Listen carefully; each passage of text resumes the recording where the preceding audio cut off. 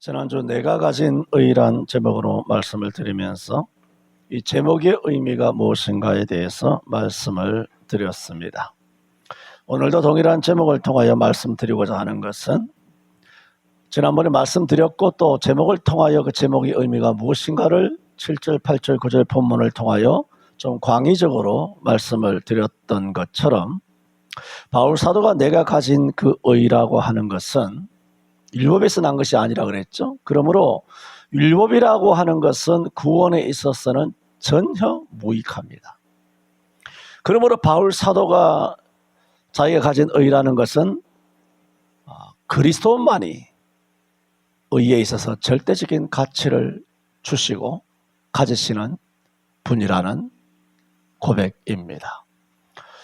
율법에 흠이 없기로는 또 율법에 열심히 있기로는 얼마나 타의 추종을 불허했던 바울 사도입니까? 그렇게 율법에 심취하며 그렇게 바리새인 6,000명 중에 전학년 전체 수석을 할 정도의 가말리엘 문화의 수제자였던 바울이 그렇게 율법의 도를 닦고 심취했지만은 그 율법으로는 의를 얻을 수 없었다는 그런 고백입니다. 율법으로 의를 얻을 수 없었다는 그 말이 뭔지 아십니까? 죄책감에서 벗어날 수 없었다는 겁니다. 율법은 절대로 죄책감에서 벗어나게 못합니다. 그래서 바울 사도가 로마서 8장에 율법으로 의롭다 함을 받은 그 사실을 로마서 8장 1, 2절에 그러므로 우리 주 예수 그리스도로 말미암아 내가 자유하게 되었다. 성령의 법이 죄와 법에서 우리를 자유하게 하였다라는 로마서 8장에 계속해서 강조하고 있는 것이 누가 우리를 정죄하리요? 누가 우리를 송사하리요? 누가 우리를 그리스도의 사랑에서 끊으리요? 반복하여 되묻고 있습니다. 그러면서 하는 말이 누가 우리를 정죄하겠느냐? 정죄하지 못한다는 겁니다. 왜? 우리를 의롭다 하신 이는 하나님이시니 그렇게 말해요. 율법으로 의롭다 되는 것이 아니라는 겁니다. 그걸 너무나 절감했기 때문에 로마서 8장에 그와 같이 말하는 겁니다.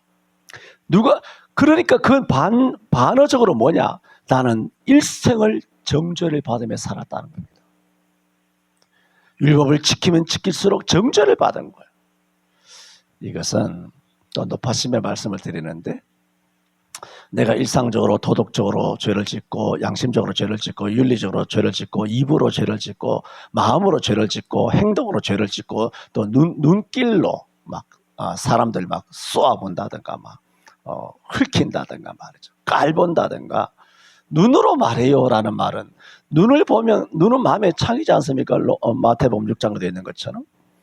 그럼 눈이 밝으면 온몸이 밝을 것이요. 그럼 눈이 나쁘면 온몸이 어두울 것이니 그러므로 내게 있는 빛이 어두우면 그 어둠이 얼마나 더하겠느냐 심하겠느냐. 그러면 우리 눈은 그만큼 몸의 등불이다 말이죠. 이런 눈 가지고 온갖 죄를 짓는 것이 많이 있거든요. 어쨌든 우리가 짓는 죄가 말씀을 어긴 것 여러 가지 많이 있지만 이런 많은 죄를 짓는 것에 대하여 죄를 짓고 죄책감 없다.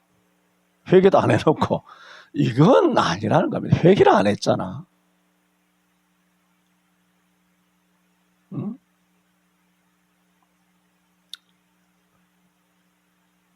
죄를 지으면 죄책감이 있어야 되는 것은 성경입니다. 당연하다라는 것은 성경이라는 겁니다.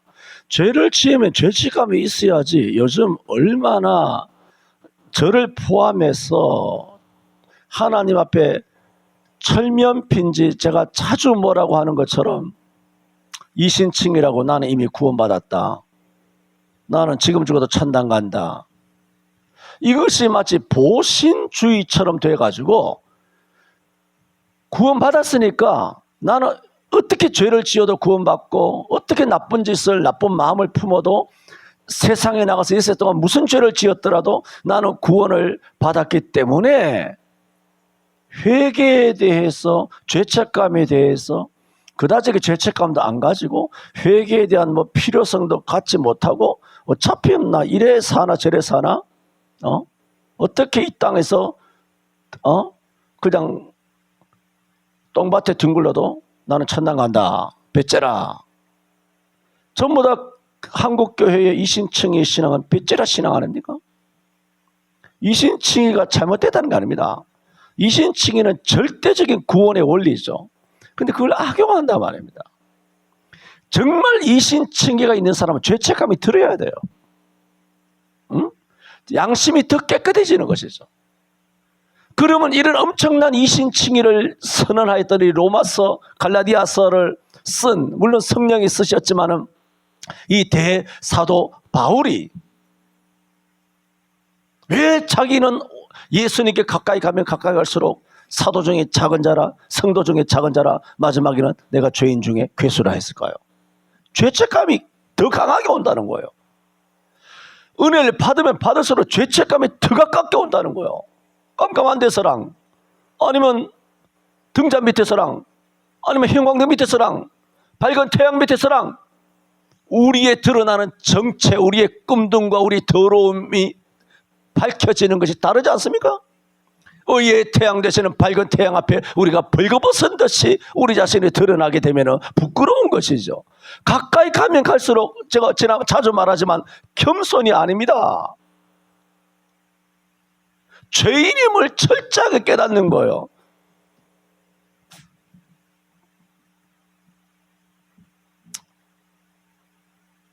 저는 1000만, 이제 500만 밖에 안 됩니다만은 500만, 700만의 그리스도인, 한국교회 그리스도인들이 교회 안에서 한국교회 그리스도인들의 겸손한 모습을 정말 보고 싶지 않습니다. 회개하는 모습을 보고 싶습니다. 회개합니까? 한국교회 회개 있습니까? 첫째, 기도를 안 하지. 기도 안 하니까 회개가 없죠. 기도의 핵심이 회개인데 회개 없는 기도는 사기극을 하나님 앞에 전개하는 거 아닙니까? 모든 기도의 핵심은 회개입니다. 죄책감을 지금 설명을 드리고 있지 않습니까? 율법은 끊임없는 죄책감에 휩싸입니다. 그러므로 다시 로마서 8장으로 돌아간다면 누가 나를 송사하리요? 율법에서는 끊임없는 송사, 정죄를 받고 송사를 받고 하나님의 사랑에서 끊어지는 두려움, 지옥 갈까 하는 그런 두려움, 그런 공포에 휩싸인단 말이죠. 의롭다 하시는 이는 하나님이시니 그렇게 말했고, 우리를 위하여 죽으실 뿐만 아니라 다시 살아나신 이는 그리스도시니 그는 하나님 우편에서 우리를 위하여 간구하시는 자신이라. 누가 우리를 그리스도의 사랑에서 끊으려? 환난이나 공고나 핍박이나 기근이나 적신이나 위험이나 칼이라 그랬어. 바울은 율법의 완벽한 자였지만 끊임없는 송사에 시달렸어. 끊임없는 죄책감에, 정죄에 시달렸어. 근데 해결할 길이 없는 거죠. 율법에는 뭐가 없습니까? 회개의 방법이 없잖아요. 있습니까? 없습니다. 여러분, 회개라고 하는 것은 예수를 믿어야만 오는 영적 선물입니다. 회개는 예수님을 믿어야만 되는 영적 선물. 그럼 구약은요? 구약의 그 사람들은 장차 오실 예수를 믿은 것이야. 예수님의 시간에 제한해 봤습니까? 피조물입니까? 2000년 전에 예수님이 생겼습니까? 구약에는 예수님 안 오셨나요? 구약에도 성부, 성자, 성령은 삼위일체이기 때문에 아브라함도 내 때 올 것을 보고 믿었다 그랬고, 모세도 장차 올 예수 그리스도를 믿었고, 그리스도를 위하여 받는 고난을 애굽의 모든 보화보다 더 귀한 것으로 여겼다 그랬어요. 히브리 11장에. 모든 것은, 회개는 어디서 나느냐? 율법에서. 율법은 물론 죄를 깨닫게 하지만은 회개케 하는 영적 은총은 어디서 오느냐? 예수 믿음에서 오는 거예요. 그 율법에는 회개가 안 되는 겁니다. 율법은 정죄를 받죠. 이런 삶을 사니까 시어머니, 시어머니 뭐라 그러죠? 시집살이 한 사람이 시집살이를 시킨다고 말이죠. 군대랑 똑같죠, 뭐. 군대에서 뭐 고참에게 갈군 사람은 또 밑에 뭐 하급자를 갈구고 말이죠. 이거 병령의 잘못된 것을 근절하는 거. 지금 뭐 다 근절됐겠죠. 지금은 뭐 군대가 뭐 어떻게 되는지 모르겠습니다만. 마찬가지로 율법에 이렇게 엄청난 정죄를 받은 이 율법주의자들은 온 이스라엘 백성들을 갈구는 거예요. 율법 안 지킨다고. 눈에 쌍심지를 켜가지고 이것들이 율법도 안 지키고 안식일도 안 지키고 돌로 들고 쳐 죽이려고 그러고 말이죠. 뻑하면 돌로, 이 년을 돌로 쳐 죽일까요? 가늠하다가 현장에 잡힌 년인데 이 년을 돌로 쳐 죽일까요? 이 소리만 하는 것이 사복음서에도 깔려있지 않습니까? 뻑하면 돌로 쳐서 죽이자고. 대제사장들이 모여서 회의하는 게 뭡니까? 예수를 죽이자는 겁니다. 놀랍지 않습니까? 성직자들이 모여서 예수가 메시아이든 메시아 아니든 간에 유대 백성이잖아요. 사람이잖아. 에? 그가 메시아고 2단이고 3단이고 뭐 어떻든 간에 공회당에서 내놓은 사람이라 할지라도 일단 사람이라면 성직자가 같은 유대인 사람, 같은 국민이잖아. 국민인데 돌로 쳐 죽이죠? 어떻게 그것도 총회에서 결의한 거예요? 성직자들의 회의에서 결의한 거야. 그래서 바리새인들이 앞잡이가 되고 바리새인들이 백성들을 선동해가지고 한 거 아니에요? 마지막에 십자가에 달렸을 때 군병들이 돈 받아가지고 제사장들이 돈을 받아가지고 제자들이 와서 밤에 도적질하여 갔다라고 쉬쉬거리도록 그런 2000년이 흘러내려오는 거짓말을 조작한 5.18의 조작보다 더 심한 5.18은 40년밖에 안 됐지만 할렐루야. 그런데 예수를 제자들이 훔쳐갔다. 부활이 아니라 돈 받은 군병들을 사주해가지고 거짓말을 퍼뜨려 오늘까지 이르니라 그랬어요. 수천 년 내려온 그 제사장, 그 당시에 제사장이 누군지 모르지만 그 제사장, 물론 안나라에 가해바지만 그런 제사장들에 의해서 만들어진 것 때문에 오늘날 2000년 동안 내려오면서 유대인들이 겪은 역사적인 참 혹한 그런 박해 아시지 않습니까? 유럽에 무슨 패스트 사태로 인해 가지고 흑사병으로 인하여 그 원인이 마치 네로처럼 불지른 것이 유대인이야 해서 뭐 기독교인이 하여 다 덤태기 씌우는 것처럼. 세월호 뭐 빠뜨린 사람이 누구냐? 유병우는 성인이 됐어요. 유병우는 책임지는 것도 없고 선장도 감옥에 안 가고 노무현이 부흥의 방에서 떨어져서 자살했는지 타살했는지 노무현이 그때 지키고 있었던 비서실장 경호실장이라는 그 새끼는 문재인 시대 때 특진해가지고 청와대에 다시 불려 들어간 거예요. 놀랍지 않습니까? 그게 악우가 맞습니까? 전직 대통령도 못 지켜가지고 부흥의 방에 자살인지 타살인지 문재인이가 뭐 집어 던졌는지 우리는 알 수 없지만 알 수 없지만이라고 말할 뿐이지만은 아는 사람은 다 아는 거죠. 그 노무현이 지키라고 경비 떡 해놨더니 그 경비 경호실장이 다시 문재인 청와대에 어떤 공로가 있었는지 청와대에 딱 들어간 거 아니에요. 직급은 제가 기억나지 않습니다만.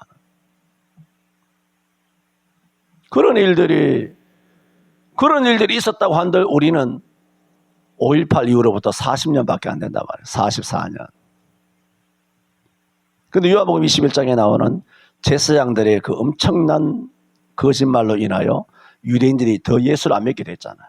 더 예수를 안 믿게 되고 2000년 동안 예수에게서 내쳐져 가지고 얼마나 시대 최근에 뭐 히틀러로부터 600만 명이 가스실에 끌려가서 처참하게 죽은 것은 말할 것도 없고 그런 것이 소수의 종교회의에 의해서 총회 우리 교단의 총회에 의해서 백신 다 맞았잖아. 해 아래 새 것이 없어요. 역사는 끊임없이 반복되는 거죠. 다 교회 다 문 닫았잖아요. 장로님 아시죠? 2023년 말에 한국교회연합회인가 갤럽에 의뢰를 해가지고 한국교회 전체의 신도수가 몇 명이냐 갤럽에 의뢰해서 좀 알아봐 달라고 그랬어요. 500만 명이에요. 1200 하던 것이 500만입니다. 작년 말에 700 약 50만 정도 되는데 200만 명은 가나안 성도예요. 안 나와. 이름만의 성도고 50만 훨씬 넘지만 50만은 이단들도 기독교에 포함되어 있어요. 그러니까 약 250만 명 빼면 전국 교회에 몇 명만 있느냐? 500만 밖에 없어요. 500만. 할렐루야! 500만이에요. 그런데도 여러분 보세요. 그러니까 우리 한국교회가 전도를 해서 이 파이가 죽어가는 생명의 파이가 점점점 300, 500, 700, 900, 1000, 1200이 돼야 되는데 파이가 점점점 줄어들잖아요. 전국에 여러분 시골 똑같아요. 지금 전국의 지방은 점점 소멸되지 않습니까? 마을도 점점 소멸되고 인구도 소멸되고 있지 않습니까? 점점 소멸되지만 서울 경기는 인구 소멸을 걱정합니까? 안 합니까? 안 한다는 얘기예요. 지금 무슨 얘기인지 아십니까? 교회가 그렇다는 거예요. 서울 경기에 있는 거대 교회는 파이가 1200만에서 600만 700만 명이 날아가서 예수도 안 믿고 교회도 안 다니고 교회를 욕하고 교회 다니던 사람이 교회를 욕하는 교회 반대편으로 그렇게 다 자기들이 만들어 놓고도 왜? 서울이니까 경기니까 인구가 차고 넘치니까 입시철이 되면 전국이 뭐 쪼그라들든 말든 간에 젊은 청년들은 부산에서도 대구에서도 광주에서도 전주에서도 거기는 먹거리가 없기 때문에 다 젊은 20대 30대는 20대만 되면 19살 20살짜리가 끊임없이 서울로 온단 말이에요. 파이가 아무리 줄어들어도 서울 경기는 인구 축소를 걱정도 안 하고 왜? 아파트 오르는 거 보세요. 여전히 서울은 아파트 오른다니까. 그게 무슨 현상이냐면 영적으로 아셔야 돼요. 서울 경기에 있는 거대 교회 목사들은 한국 교회 600만 700만에 주고 자빠지든 간에 아니면 파이가 적어지든 간에 여기에 대해 마누라 그런 말 하지 말라고 하던데 고민 1도 없어요. 전혀 고민 안 합니다. 그 사람들은. 왜? 서울에 모이니까. 지방에 알토를 같이 키워놓은 애들이 서울대, 연대, 고대, 중대, 서강대, 성균관대, 스카이, 서성한 중경외시라고 서울대학에 오려고 어떻게든 공부 좀 한다는 애들 다 서울에 올 수밖에 없잖아. 왜? 서울에 오지 않으면 먹을 거리 직장이 없기 때문에 그렇게 다 올라온다고. 그거 다 지방에서 다 수십 년 동안 여러분도 마찬가지잖아요. 지방에서 올라오셨잖아요. 나도 마찬가지고. 날 키운 것이 서울이 아닙니다. 장난치나. 대구에 대구. 에?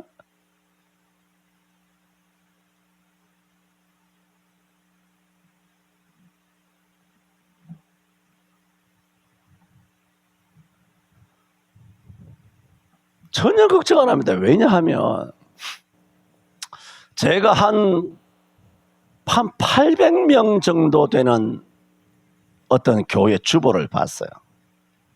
많아봐야 한 1000명 안 돼요. 1000명만 돼도 예배를 1부, 2부, 3부 나눠서 하거든. 1부 한 150명 나오고 2부 한 400명 나오고 3부 한 400명 나오고 380명 나오고 1000명 정도만 되면 1, 2, 3부 해야 되거든.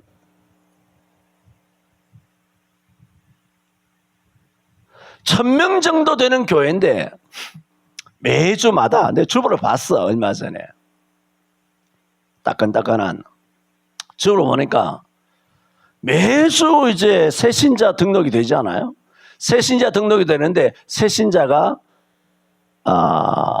10가정이 등록이 됐더라고요. 한 주에 한 주에 10가정이야. 근데 자세히 봤어. 자세히 봤는데 놀라운 것도 아니야. 저는 뭐 이미 짐작하고 있지만 9가정은 어떤 가정인지 아세요? 전부 다 스스로 나왔어요. 그중 한 가정만 자기네 교인이 전도한 거야. 한 가정이 그 한 800명, 1000명 되는 교회가 1000명 중에서 한 가정이라도 전도한 것은 대단한 거죠. 근데 90%가 뭐냐? 제발로 간 거예요. 왜? 이사 갔잖아. 아파트 이사 갔잖아. 자기 교회가 멀잖아. 그런 교회는 그냥 걸어오거든요. 그냥 걸어 들어온다고. 다 그래요. 다 걸어 들어오면 그걸 제대로 가르쳐야 되는데 제대로 못 가르친단 말입니다.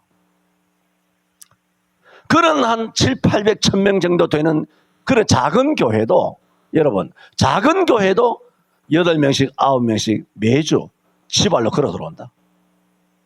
그러면 10,000명, 20,000명, 50,000명, 100,000명 되는 교회는 한 주에 몇 명씩 자발적으로 들어올까?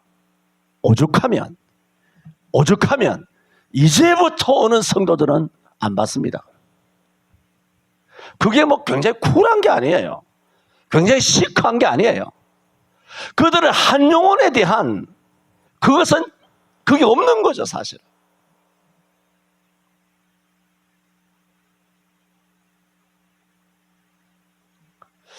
저와 여러분에게 있어서의 예를 들어 백화점 상품권 10만 원짜리 하나. 저와 여러분에게 있어서 백화점 상품권 10만 원짜리 하나의 그 의미와 신세계 회장 누구지?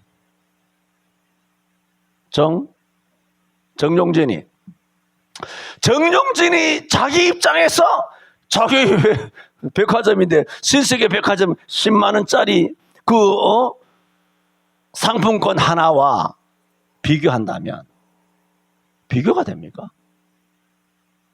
물론 그 친구는 아주 바르게 된 친구 같아요. 보수적이거든. 보수적인 마인드를 갖고 있고 훌륭한 이제 뭐 청년이라고 말하기는 어렵지만 어쨌든 뭐 나이로는 저보다 아래이기 때문에 훌륭한 그런 젊은이, 장년 뭐라고 말해야 되나 훌륭한 젊은이. 이재용도 훌륭하거든요. 뭐 전용기 안 타고 다니자. 전용기 다 팔아버렸죠.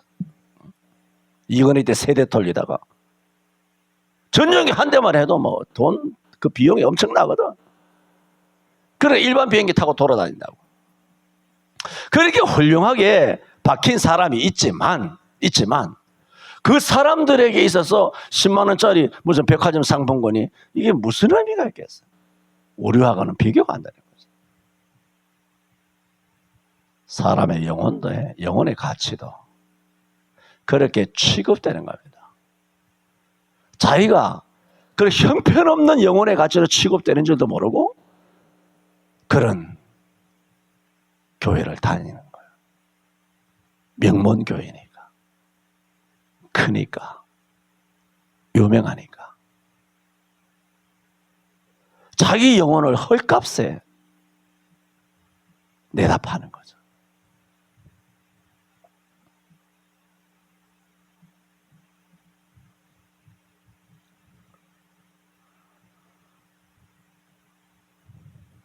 율법에는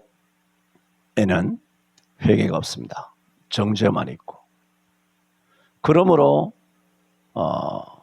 율법에 누구보다 치심하였던 바울 사도 이런 삶을 쫙 살았기 때문에 로마서를 쓴 거잖아요. 로마서를 쫙 쓴 거예요. 그러므로 누구든지 그리스도 예수 안에 있으면 결코 정죄함이 없나니 그리스도 예수 안에 있는 생명의 성령의 법이 죄와 사망의 법, 그게 뭡니까? 율법이거든요.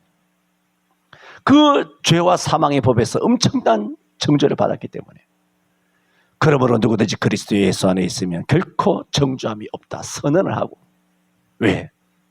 생명의 법에 의해서 생명과 성령의 법에 의해서 자기가 구원을 받았기 때문에 해방됐기 때문에 그걸 딱 선언하고 누가 날 송사하겠느냐, 누가 날 정죄하겠느냐, 누가 날 그리스도의 사랑에서 끊겠느냐. 내가 확신하노니 사망이나 생명이나 천사들이나 권세이나 높음이나 깊음이나 능력이나 아무 피조물이라도 우리를 우리 주 그리스도 예수 안에 있는 하나님의 사랑에서 끊을 수 없다라고 딱 믿음으로 구원받는 것을 선언한 성경이 로마서 8장인 거예요. 지금 뭘 말합니까? 그러므로 바울은 이 빌립보서에 와서 내가 가진 의에 있어서는 절대적인 이 의의 가치는 예수로부터, 예수 그리스도로부터 나는 것이지, 자기가 경험했잖아. 일생을 경험했잖아요. 어디서부터는 안 나온다? 율법에서는 전혀 나오지 않는다. 율법은 이런 면에서는 전적으로 무익한 거죠. 그래서 오늘 첫 번째 드리는 말씀, 첫 번째 드리자마자 이 끝입니다만은, 오늘 끝이란 얘기예요. 지금 덜 말씀드렸으니까 계속됩니다만, 첫 번째 드리는 말씀은 뭐냐? 바울이 하고자 하는 말, 내가 가진 의 제목이잖아요. 그 이 제목이 의미하는 것은 뭐냐? 율법은 무익하다는 거죠. 그것을 선언하는 거죠. 그래서 7절에 그러나 무엇이든지 내게 유익하던 것을 내가 그리스도를 위하여 다 해로 여길 뿐더러. 지금까지는 율법을 얼마나 유익하다 생각했습니까? 내가 8일 만에 할례를 받은 것, 혈통이죠. 이스라엘의 족속이요, 혈통이죠. 베냐민의 지파요, 히브리인 중에 히브리인의 혈통이죠. 율법으로는 바리새인이요, 율법이죠. 열심으로는 교회를 핍박하고 율법의 의로는 흠이 없는 자로다. 혈통과 율법, 이것이 뭡니까? 바울에게 있어서는 지금까지 이것이 자기한테 유익하다고 생각하며 바리새인으로 열정적으로 살아왔는데, 그것이 그러나 무엇이든지 내게 유익하던 이 모든, 유익하다고 생각했던 이 모든 것이 뭐냐? 내가 그리스도를 위하여 다 해로 여길 뿐이다는 겁니다. 그것은 그리스도를 만남으로란 뜻이에요. 바울이 왜 그렇게 됐느냐? 그 다음 주에 말씀드릴 거예요. 왜? 시간이 없기 때문에. 또 8절에도 또한 모든 것을 해로 여기면 내 주 그리스도 예수를 아는 지식이 가장 고상함을 인함이라. 내가 그를 위하여 모든 것을 잃어버리고 뭐라고? 배설물로 여기만. 그랬죠. 모든 유익하던 것 배설물로 여기만. 그랬습니다. 그래서 오늘 모든 것을 해로 여기고 배설물로 여긴다. 7절에 무엇이든지 내게 유익하던 것을 내가 그리스도를 위하여 다 해로 여길 뿐더러, 이 말씀은 율법은 무익하다. 바울이 지금 말하고 있지 않습니까? 내가 의롭게 됐다는 거죠. 나는 의를 가졌다는 겁니다. 내가 의를 가졌는데 내가 가진 의는 절대로 내가 유익하다고 생각했던 혈통에서 온 것이 아니고, 율법에서 온 것이 아니고, 혈통과 율법은 다 무익하다는 거죠. 그러니까 내가 가진 의는 목사에게서 나오는 거 아닙니다. 교회에서 나가는 거 아닙니다. 직분에서 나가는 거 아닙니다. 계속 말씀드렸죠. 여러분이 열심히 노력한다고 나오는 게 아닙니다. 오직 그리스도에게서 나와요. 예수 그리스도를 아는 지식만 고상해요. 나의 양심, 나의 인격, 나의 도덕, 나의 결심, 나의 철학, 나의 가치관, 나의 선행, 나의 공로, 나의 수고, 나의 땀, 나의 눈물을, 나의 기도, 심지어 나의 기도, 나의 예배, 나의 헌신, 나의 순종, 충성, 그것은 상급은 될지 몰라도 의인은 아닙니다. 그거 다 자기가 유익하다고 생각하는 거잖아. 유익하다고. 성경 읽기만 유익하다고, 성경조차도 유익하니까 읽는다고 생각한다는 거예요. 위험한 것이죠. 응? 그냥 하나님의 영광을 위하여 성경 읽고 하나님과 1대1의 관계에서, 인격적인 관계에서 아버지께서 내게 무슨 말씀을 하시느냐, 하나님께 영광 돌리기 위하여 찬송하며 그뿐인 것을, 하나님 영광을 위해서 기도하면 될 것을 기도하면 유익할 것이다. 왜 그 생각을 합니까? 왜 자기 유익을 생각합니까? 물론 우리가 바라는 것이 있죠. 생선도 바라고, 떡도 바라고, 건강도 바라고, 출세도 바라고, 가족이 잘 되는 것도 바라고. 그러나 이 근본과 마지막에 그 모든 목적지는 아시잖아요. 10장 31절에 먹든지 마시든지 무엇을 하든지 오직 하나님의 영광을 위하여. 오직 하나님께 영광을. 이게 성경 전체의 공식이에요. 그냥 써붙여 놓은 거 아닙니다. 내가 써붙인 것도 아니에요. 칼빈이 써붙인 칼빈이 뭐 메시아는 아니죠. 종교 개혁의 주제예요. 이게 교회의 뼈다귀라고요. 기초라고요. 핵심이에요. 핵중 핵이에요.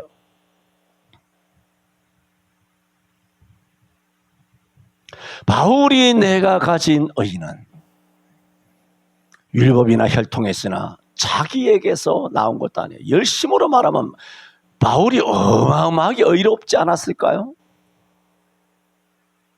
스펙으로 봐도 엄청 의로웠겠죠. 신분으로 보다.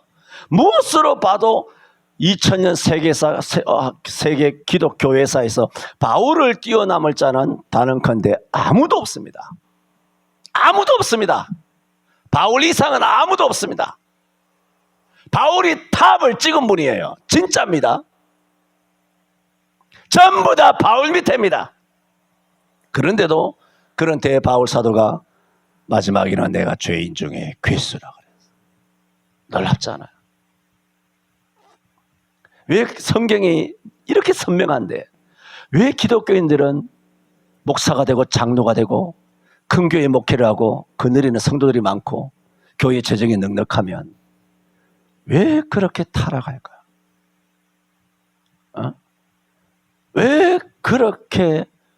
왜 성경을 전하지 아니하고 자기를 전하게 될까요?